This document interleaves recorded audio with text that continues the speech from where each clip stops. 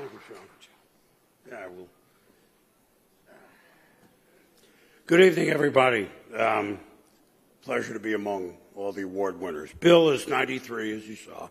He's still very young, but he's sorry he couldn't travel. I talked with him for a while yesterday. I'm honored to represent our friend and, in many cases, our hero. In short, tonight you have the backup quarterback. I'm sorry.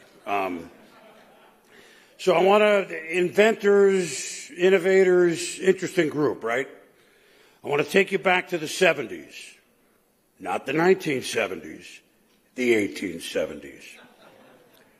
I think they laughed at Edison when he said, you know, this light bulb, I think it's going to work. They didn't believe it would. I think they laughed at Alexander Graham Bell. Telephone, what do we need that for? This won't work. It worked.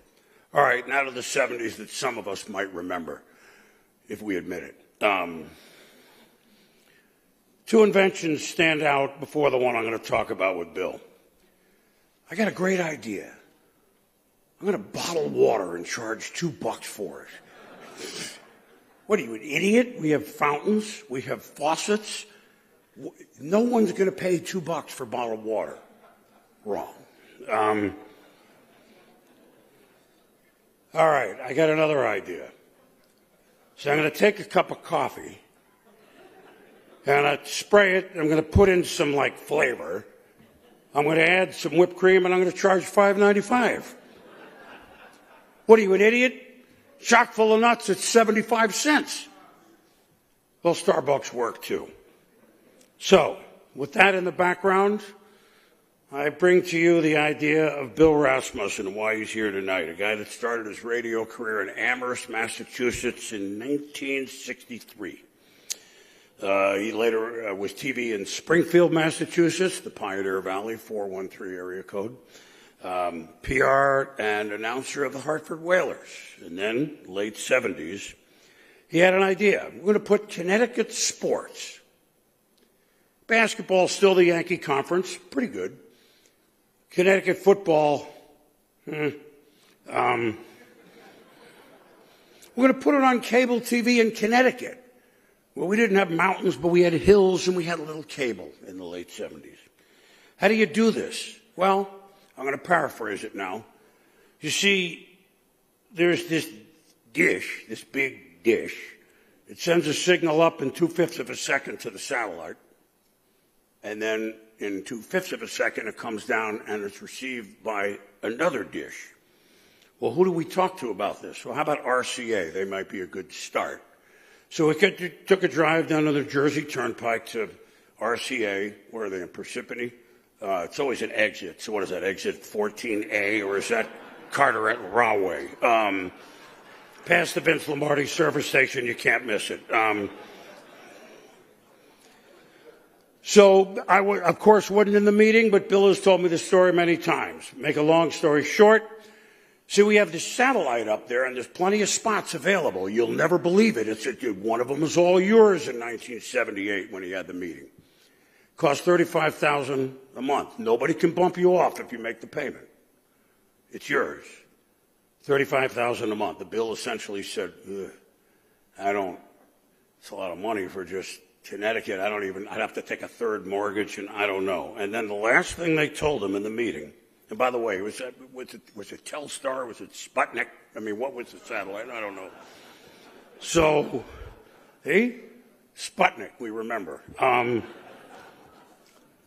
The last thing they told him, though, but Bill, why would you stop at just Connecticut?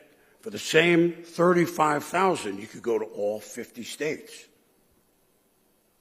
Oh.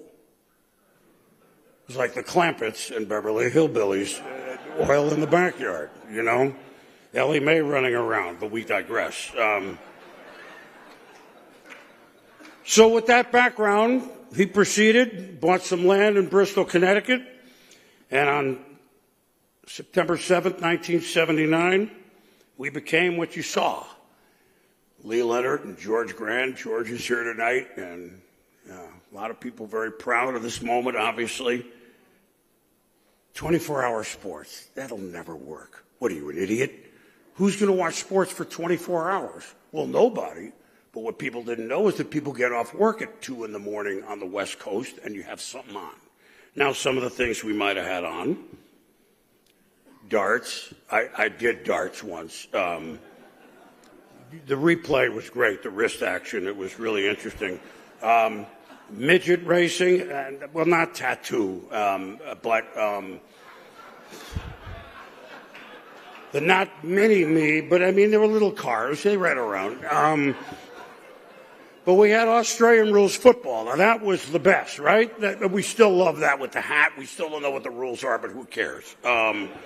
We had CFL Game of the Week. Warren Moon was playing for Edmonton, dressed like the Green Bay Packers. It was snowing. They won 5 Grey Cups. And Bill was there for that. By the way, the dishes in front of our building, there might have been 2, there might have been 4, fellas. What do we remember? There were people in Bristol that said, we're going to get radiation. We can't have that on the main street. But then they asked me, sometimes you always look pretty tan. I said, well, I stand out there for 30 minutes once a week.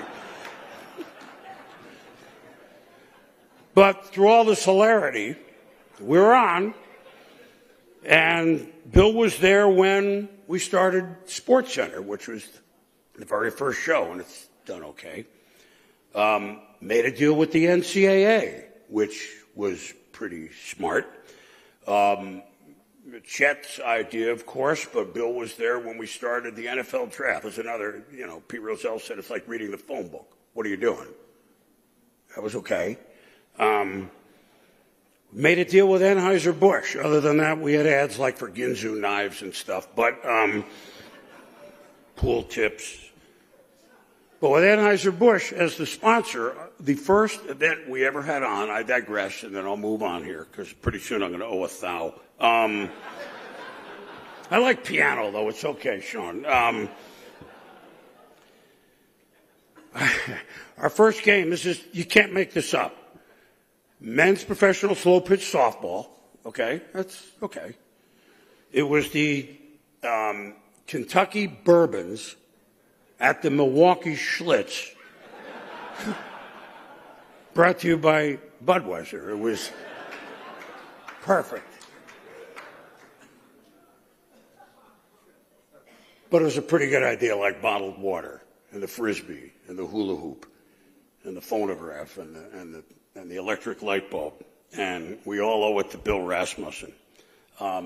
Meanwhile, we were riding cable's coattails. Nobody knew in 79, 80 that it would be that big by 87, 88, but they were riding ours. And it worked both ways. Bill Rasmussen, the person. You call him on the phone still at 93. Maybe he's had not the greatest day, but boy, at 90 even. How would I describe Bill? Upbeat, ebullient, the epitome of a glass half full. And I wish we all could live our lives that way. I know I could do a better job at that. You feel the smile coming through the phone when you talk to Bill. He's a shining light, which brings me back to Edison a little bit, I guess. He never, as I think about it, he never showed feelings when he was kind of moved out pretty earlier than he should have. I was 25. I didn't know anything about games played on those fields. But if he felt a certain way, you never heard it, you never read it, you never saw it. I don't know how many of us could really do that. It was his baby, and he was gone from us way too soon. He continued to innovate. In short, he was our George Washington. He was our first president, okay? ESPN is worth billions. He's still on the dollar bill, okay? He's still right there. Maybe it's named after him, Dollar Bill. Never mind, it just came to me anyway. Don't think I'm using the prompter. I read it off a piece of paper, kind of. I would joke with Bill. I said, you're our George Washington. He loved being called George Washington, still to this day. And jokingly, I'd say, well, tell me about crossing the Delaware. Like, how did that go? And he'd laugh and tell a funny story about something. But then when you think about it, in our world, in this room, in our world of sports television, which we all are so proud to be part of and honored to be, and it's all of our dream. He wasn't crossing the Delaware. He actually parted the Red Sea, if you think about it, okay? So in 1979, he changed everything. And whether you work one day with ESPN, 1 year, 40, whatever years it is I've been there, or never work with us, we all owe him a great amount of gratitude for coming up with this wild idea, and who knew it would change the landscape forever. And maybe his most impressive accomplishment, ESPN, it's a 4-letter word that can be used in mixed company. I mean, that's pretty good. So he's watching tonight on closed circuit. He can hear you. I don't know if we can turn the camera, but Bill, if you're watching, we love you. We're proud of you. We're forever grateful, and you're going to hear the applause. Thank you.